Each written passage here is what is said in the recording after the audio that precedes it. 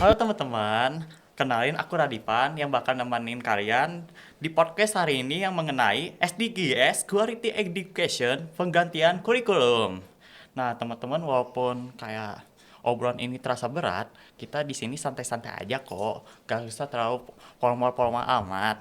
Nah, di sini aku juga bareng teman aku yang cantik dan juga imut, yaitu Alisa, halo teman-teman. Jadi sesuai yang udah partner aku bilang, tema podcast kali ini adalah SDGs Quality Education Pergantian Kurikulum yang kita bakal membahas tentang banyak hal yang lagi happening nih di internet dan di kalangan masyarakat mengenai pendidikan. Maka dari itu kita mengundang narasumber yang kompeten banget nih di bidang pendidikan, yaitu Ibu Nurlela. Halo. Hai Ibu. Halo, Bagaimana kabarnya Bu hari ini? alhamdulillah baik. Tadi habis dari apa dulu Bu di sebelum kesini? Kebetulan kalau hari Sabtu kita libur, jadi tadi dari rumah langsung ke sini.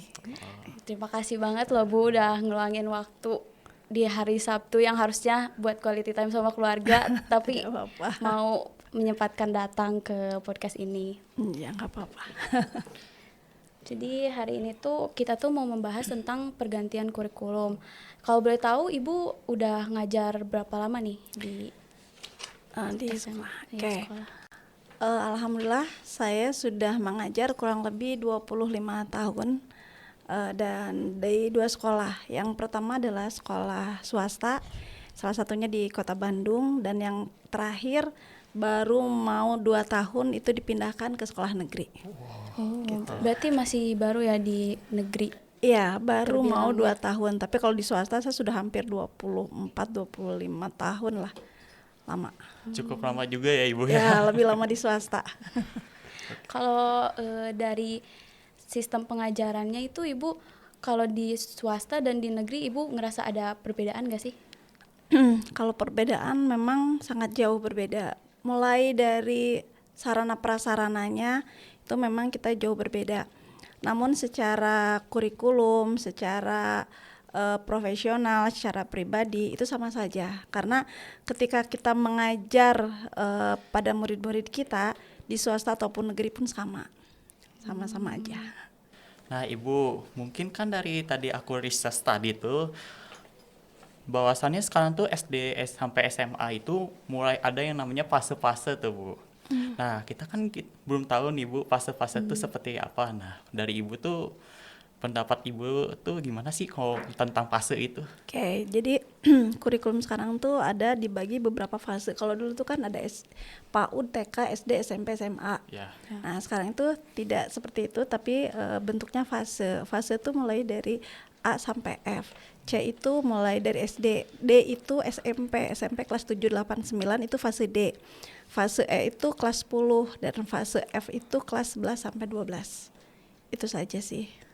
Kalau untuk perbedaan fase antara yang dulu sama yang sekarang. Itu kalau boleh tahu tuh kan tadi yang SMP tuh masuknya fase D. Ya. Tapi kalau SMA kenapa fasenya dipisah gitu? Itu Kelas 10 11-nya. itu biasa berdasarkan karakteristik sama pembelajarannya saja sih sebetulnya. Jadi ketika fase D belum atau fase D itu lulus, misalnya masuk ke fase E kan. Nah, di sana SMA itu masih awal fase E-nya. Nah, fase F-nya baru ke 11 dan 12. Hanya itu saja sih. Tidak ada perbedaan khusus gitu di antara perbedaan fase itu. Gitu. Jadi kalau ngomong-ngomong soal perubahan kurikulum ini nih, kan Ibu udah lumayan lama. Jadi Ibu mungkin udah merasakan dari kurikulum 1, kurikulum 2 gitu kan. Ada perubahan gak sih dari sistem pembelajarannya atau rasanya gitu Iya. belajarnya kayak gimana? Sebetulnya perbedaan kurikulum tuh dari kurikulum pertama sampai yang terakhir itu hanya penyempurnaan saja. Contohnya misalnya sekarang kurikulum 13 ke kurikulum merdeka. Di kurikulum merdeka itu ada yang disebut sebagai pembelajaran pendekatan deep learning atau pembelajaran dengan pembelajaran mendalam. Jadi pembelajaran mendalam itu dia memiliki beberapa karakter gitu. Salah satunya kalau pembelajaran mendalam itu, kalau dulu kurikulum 13 tuh ada yang disebut profil pelajar Pancasila. Nah, kalau sekarang tuh ada dimensi profil lulusan. Itu yang membedakan. Lalu yang kedua, di pembelajaran mendalam yang untuk kurikulum Merdeka ini ada yang disebut sebagai prinsip pembelajaran, di mana prinsip pembelajaran itu bagaimana cara kita mengajar pada anak-anak, dimulai dari pertama itulah berkesadaran. Jadi ketika kita mau mengajar pada anak-anak, pastikan anak-anak itu fokus, jangan sampai pikirannya kemana-mana.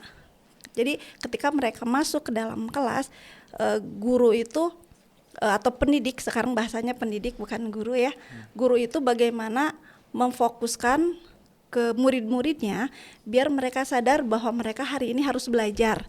Contoh misalnya seperti ini, kalau saya menerapkannya gini, apa yang kamu bayangkan hari ini atau sesuatu yang menyenangkan, semuanya harus fokus memikirkan apa ya yang menyenangkan hari ini misalnya. Nah sudah itu saya tanya satu-satu, kamu, oh saya senang karena bertemu teman, yang satu lagi, terus sampai beberapa orang ditanya, itu langsung fokus mereka. Lalu yang kedua, pembelajaran pendekatan yang sekarang itu harus bermakna. Artinya bermakna di sini adalah bahwa apa yang kita ajarkan itu harus sesuai dengan prinsip kehidupan mereka, artinya life skill-nya harus bermakna dalam kehidupan. Jadi bukan hanya seorang pendidik itu tidak hanya mentransfer ilmu, tapi juga bermakna buat mereka di masa depan dan lingkungannya. Dan yang terpenting salah satunya adalah ketika pembelajaran itu harus menyenangkan. Kan terkadang guru itu karena dengan babnya yang banyak hanya menerangkan aja, pokoknya satu bab itu selesai, mereka ngerti nggak ngerti pokoknya selesai, karena dia harus loncat ke bab 2. Nah sekarang tuh tidak, kita itu harus memilih materi yang esensial dan yang betul-betul bermakna dan menyenangkan. Artinya menyenangkan di sini kan seperti sekarang saya mengajar Gen Z ya, saya tidak bisa hanya mengajar menerangkan atau misalnya praktikum biasa, tapi harus diikuti dengan media. Misalnya dengan PowerPoint lah, atau sekarang itu kita jangan kalah dengan anak-anak yang hanya mencari jawaban lewat GPT, Gemini, Copilot, Cici, Meta, dan lain sebagainya lah, banyak banget. Itu tuh sebetulnya buat kami guru-guru, itu salah satu yang menghambat pembelajaran kami. Hanya salah satu ya, tidak berarti itu tidak bagus, tidak. Itu bagus, hanya saja ketika mereka semuanya ketergantungan pada aplikasi tersebut, ketika gadgetnya kita ambil, mereka kesulitan berpikir seperti itu. Pakai ChatGPT boleh, Meta boleh, hanya mungkin kita yang harus mengeremnya. Kita harus memberikan solusi bahwa kita tidak boleh ketergantungan pada aplikasi seperti itu, gitu sih. Jadi penggunaan ChatGPT itu sebenarnya nggak apa-apa, tapi nggak sampai ketergantungan gitu ya. Iya, ketergantungan Betul. seperti itu. Karena kan sekarang cari aman ya, nggak bisa di PR kan, tinggal searching dimanapun, nilai sampai kita nilai itu nilainya 100 semua, karena betul semua. Tapi ketika bukunya diambil, silakan kerjakan sendiri di papan tulis, mereka bingung gitu. Nah, tidak seperti itu. Tapi untuk salah satu media, mungkin salah satu media pembelajarannya boleh-boleh saja. Tapi emang ya ChatGPT itu kayak bahaya banget, soalnya apalagi ini kan masih SMP gitu, masih sekolah kan. Yeah.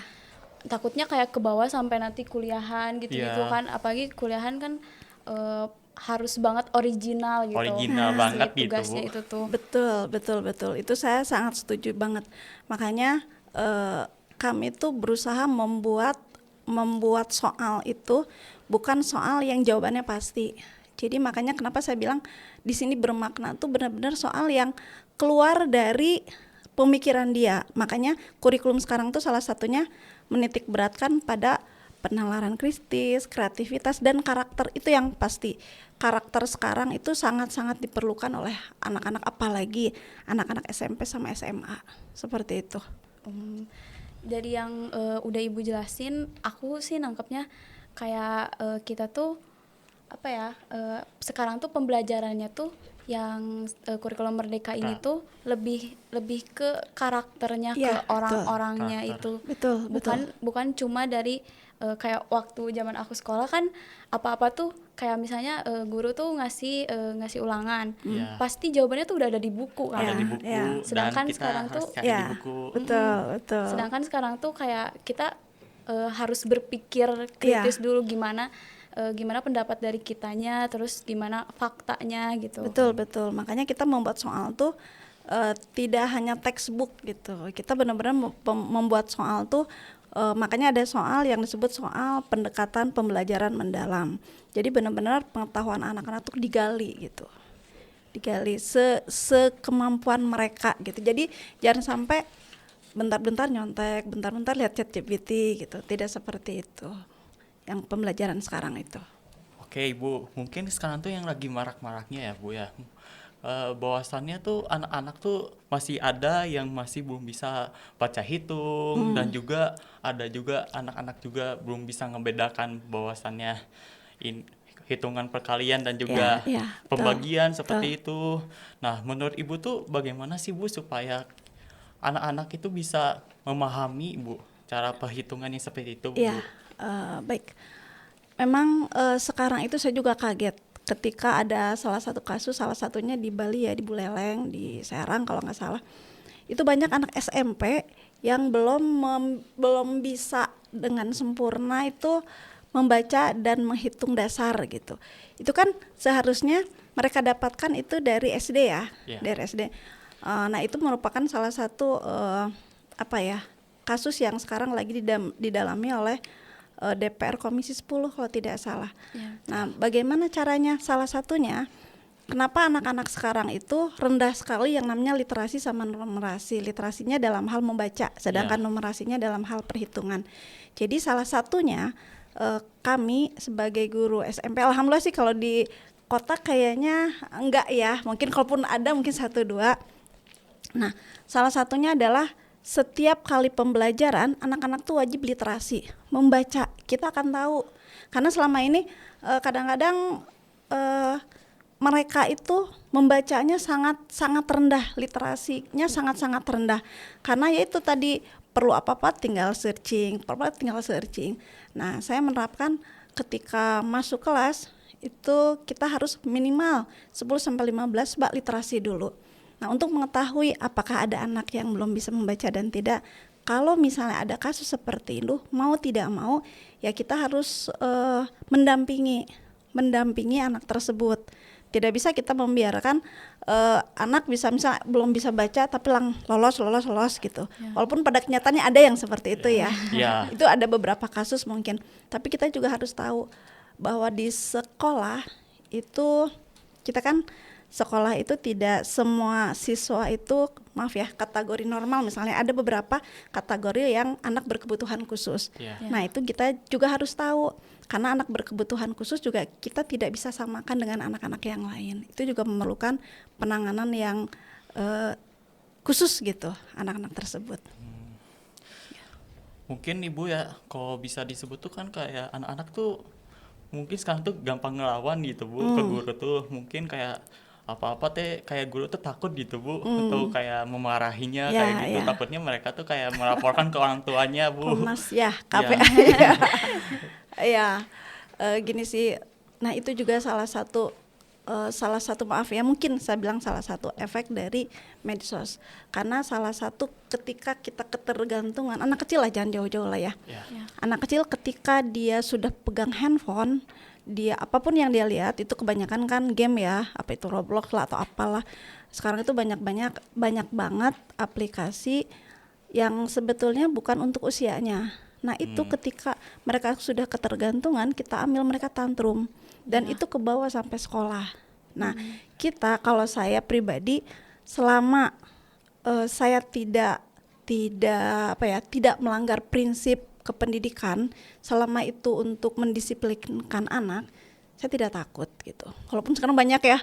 Kemarin terakhir Pak siapa yang di SMP mana megang ininya anaknya, disangkanya ada pelecehan seksual, padahal dia hanya memegang untuk mengetahui anak itu demam atau tidak. Iya. Itu sampai di penjara kurang lebih 5 tahun katanya ya. Itu luar Waduh. biasa gitu. Oh, Tapi itu dukungan dari teman-teman gurunya juga banyak gitu. Itu makanya karakter anak itu luar biasa, dan karakter pertama dibentuk adalah dari rumah. ya. Karena yang melaporkan itu kan orang tuanya sebetulnya gitu.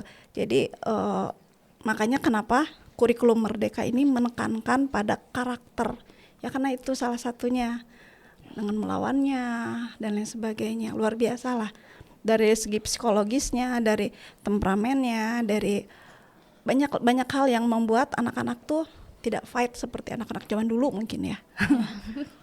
Mungkin menurut Ibu bagaimana sih Bu untuk bisa mengurangi sih Bu yang seperti ini tuh Bu? Kan kita tuh aku habis searching tuh bahwasannya ada yang anak anak SMK tuh ngeledakin masjid gitu Bu. Itu waduh. Ya. Cuman gara-gara dibully sama teman-temannya. Ya, itu balik lagi saya bilang ini karakter yang harus dibentuk. Dan itu luar biasa. Karakter itu tidak bisa dibentuk hanya di sekolah saja. Tidak seperti mesin cuci ya. Dari rumah bajunya kotor dibersihin, masuk sekolah bajunya dibersih gitu. Tidak seperti itu.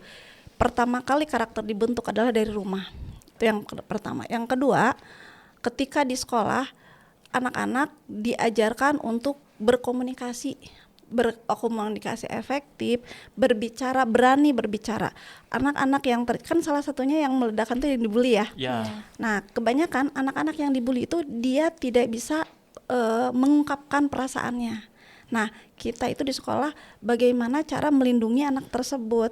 Salah satunya speak up lah, belajar untuk berbicara, belajar untuk terbuka, dan itu harus gitu. Karena salah satu solusinya ketika mereka tidak mau berbicara, kita nggak tahu. Ya, tapi ketika mereka berbicara atau teman-temannya, kalau mereka tidak mau, teman-temannya itu mereka harus mau berbicara dengan kita. Makanya itu salah satu solusi yang harus kita hadapi. Permasalahan pembulian itu luar biasa, karena itu tidak hanya fisik, tapi meninggalkan trauma yang mendalam itu. Itu berbahayanya pembulian tuh. Seperti itu. Sesuai udah kita bahas tadi, udah banyak obrolan yang kita bahas dan banyak juga kasus-kasus juga yang kita bahas di kalangan pendidikan. Kan pendidikan itu investasi masa depan ya. Iya, betul. Jadi kita tuh pendidikan tuh penting banget di kehidupan anak. Iya, iya. Di kehidupan semua orang penting banget. Dari pandangan Ibu sebagai guru, apa sih harapan untuk anak-anak yang masih sekolah sekarang ke pendidikan itu harus kayak gimana gitu harapannya? Kami mungkin dari gurunya sendiri, kami ingin bahwa ketika anak-anak lulus ya, kalau kami di SMP ke SMA ya, yang pertama ingin kami tekankan adalah perilaku, karakter, kesopanan, kedisiplinan itu sangat berpengaruh. Karena sepintar apapun anak, ketika adabnya itu tidak berhasil mungkin kami bentuk, itu kegagalan buat kami. Tapi ketika anak sudah memiliki adab yang baik, pendidikan itu dia mengikuti. Tapi kalau misalnya sekarang, maaf sekali ya, fenomena sekarang lah, itu kan bukan rahasia umum lagi, ketika seorang pejabat gimana pinter tapi melakukan korupsi, melakukan berbagai hal yang tidak baik gitu. Itu kan salah satunya mereka pintar, mereka cerdas, tapi adabnya itu, karakternya itu ternyata mereka tidak gitu.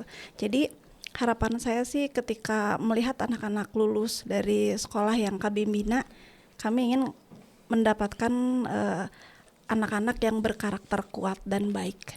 Itu saja sih.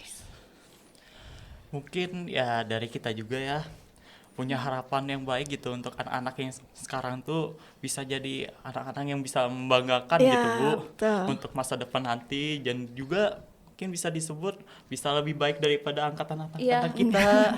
Soalnya kita kan ngelihat anak-anak yang masih sekolah sekarang itu rata-rata yang kita dengar tuh yang jelek-jelek semua kan. Jadi kayak kita tuh kayak takut gitu Takut loh. Bu.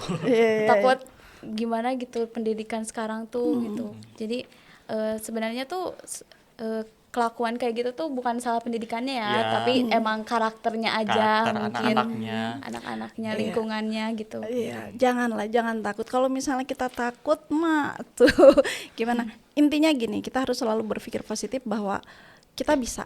Kita bisa mendidik anak-anak kita bisa merubah mindset mereka untuk menjadi lebih baik, dan itu salah satu poin penting bahwa ketulusan, keberanian, dan kasih sayang itu yang paling penting. Karena anak-anak sekarang itu ketika dalam kutip misalnya anak-anak pembangkang dan lain sebagainya, ketika dikerasin mereka lebih keras gitu. Ya. Nggak bisa seperti itu kan. Kita harus tahu kenapa mereka membangkang, kenapa mereka dalam tanda kutip nakal dan lain sebagainya. Kita harus tahu latar belakangnya. Oh, ternyata kenapa mereka bisa seperti itu ya karena latar belakang yang membuat mereka seperti itu. Jadi biasanya pendekatannya kita harus humanis, mungkin ya humanis, lebih pada kasih sayang, kelembutan gitu sih. Oke, terima kasih ya Ibu. Jadi kayak banyak belajar juga lah dari Ibu tentang yang anak-anak yang zaman sekarang gitu, Bu.